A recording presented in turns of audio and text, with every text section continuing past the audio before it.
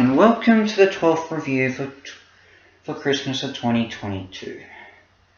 And this is something I'm pretty sure a lot of people were, shall I say, waiting for.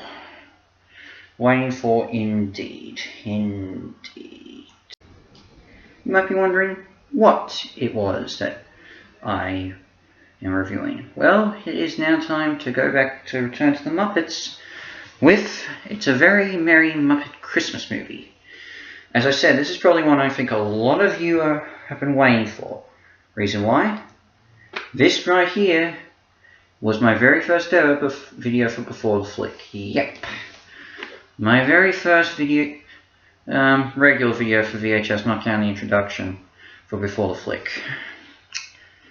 And this tape I've had, well, when I first began collecting, or returning to collecting VHS tapes, this is the one this is one of the few that have stayed with me when, tapes became obsolete and, my parents got rid of every one of them. But yeah, It's a Very Merry Muppet Christmas Movie. My first ever Before the Flick. But we're not here to just focus on this. We're here to review it. And, when I first watched it, I didn't really care it was a Christmas special. All I cared about was it was just the Muppets, and I like the Muppets, and I still do. The thing is, though, even I have to admit, going into this, I read a fair bit of it, and now as I've gone over and looked at other things, I realised it was their own interpretation of It's a Wonderful, taking part in It's a Wonderful Life. But it's hard to say if this is good. Anyway, what's the premise? The Muppets are set to begin production of their annual Christmas theatre pageant. However, a new banker, evil banker played by Joan Cusack, threatens to close down the Muppet Theatre if they don't pay off their debt. She keeps on changing the deadlines in order for them to mess up further, and even with the help of her secretary, who she employs, Pepe the King Prawn, the Muppets fail to give the right amount of money after Fozzie loses the money.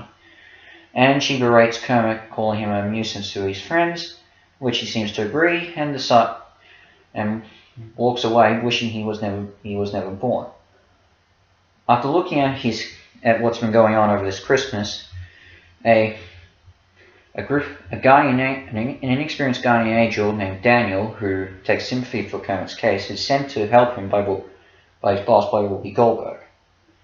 And when Kermit wishes he was never born, Daniel sends him to a reality where he was never born. After briefly taking him to the reality of Star Wars and interacting and meeting Yoda, probably my favourite funniest moment, I think. So Kermit enters a world in which he was never been born, and the Muppet Theatre never exists. There's now a strip club. Fozzie's now a pickpocket. Gonzo's a street bum who writes music. Rizzo's now a fear factor, and Miss Piggy's now a depressed hooker. That is, in many ways, that is funny but sad. But I will admit, let's get onto the story for a second.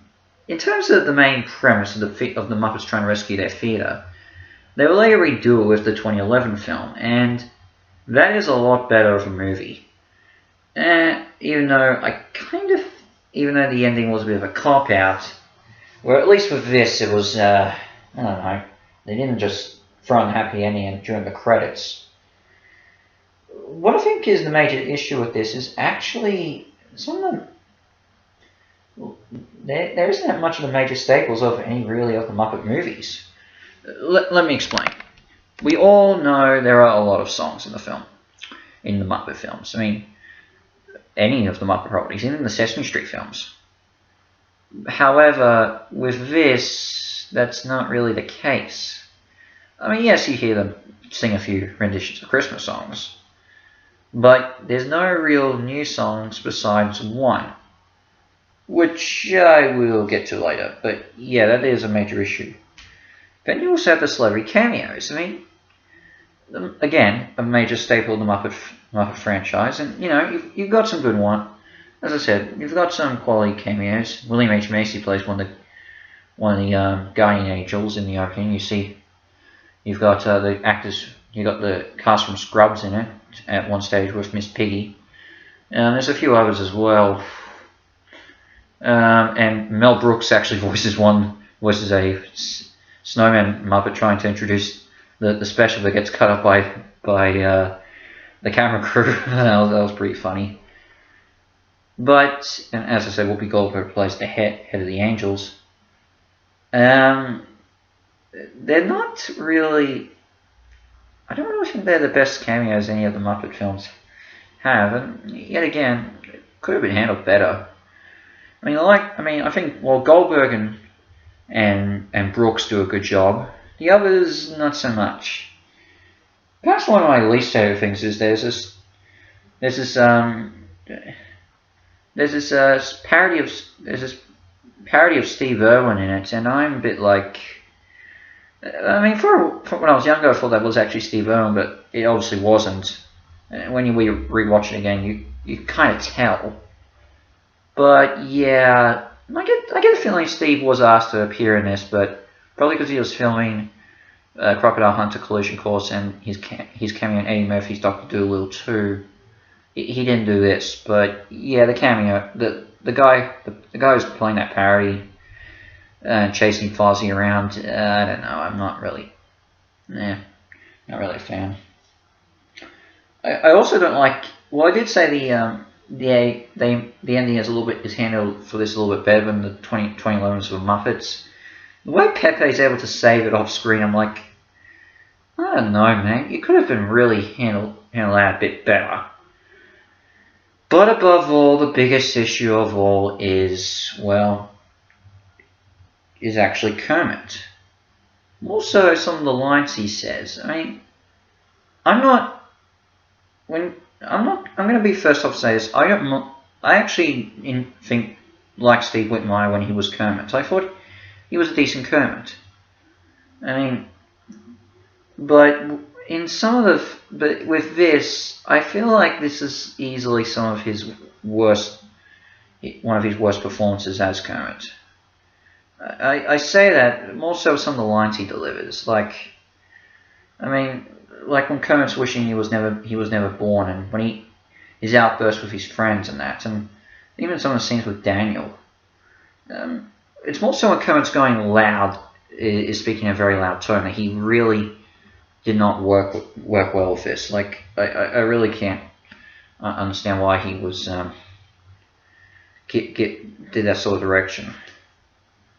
With that said, the lines that he speaks softly are pretty good, and his singing voice is still good.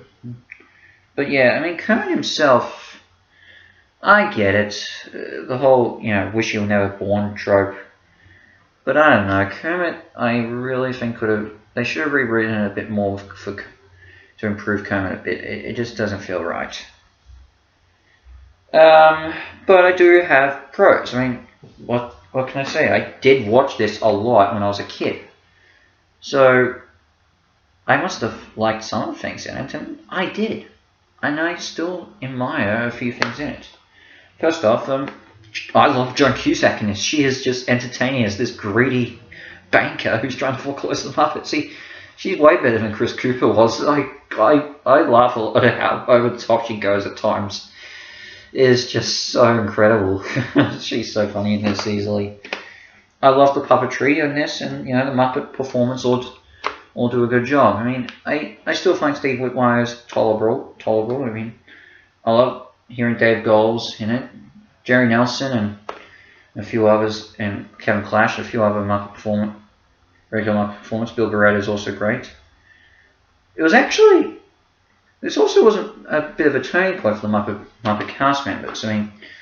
This was the first major Muppet production to not have Frank Oz voice his iconic characters. Because he retired from puppetry just around that time. So Eric Jacobson took over.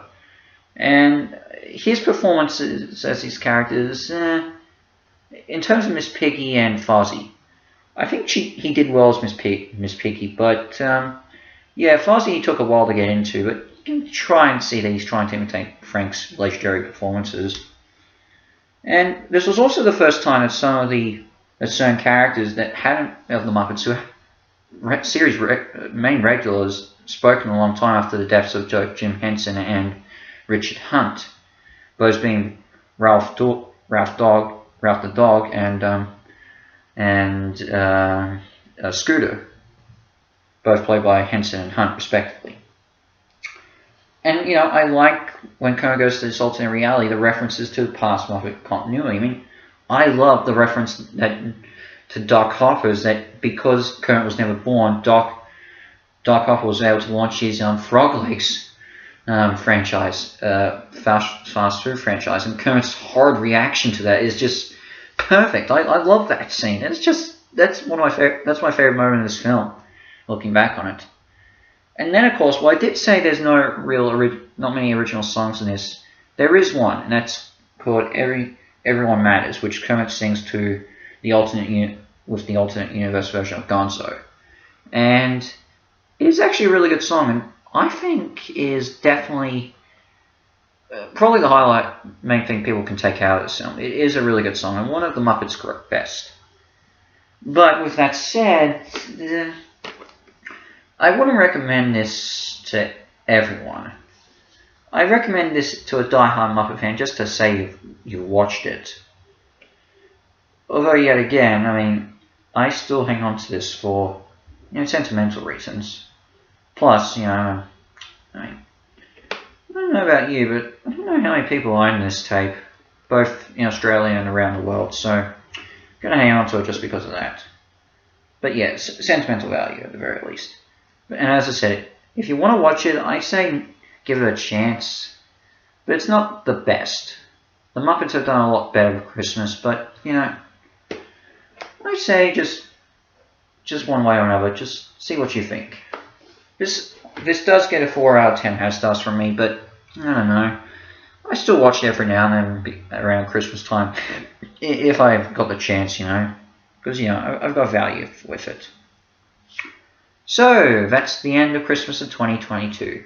Thank you all for another great year, and going into next year, I'm going to take a little bit of a break, not just because I'm going on holiday for a bit, but also because I'm going to improve my recording software a bit, so it may take a little while before I get back to filming Hazard reviews. I've got some before the flicks that should last in the meantime, but until then, I don't know when I'm going to return with Hazard reviews.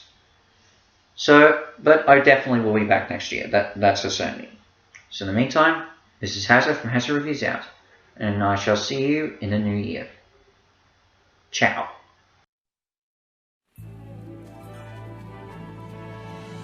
Everyone matters. Everyone matters.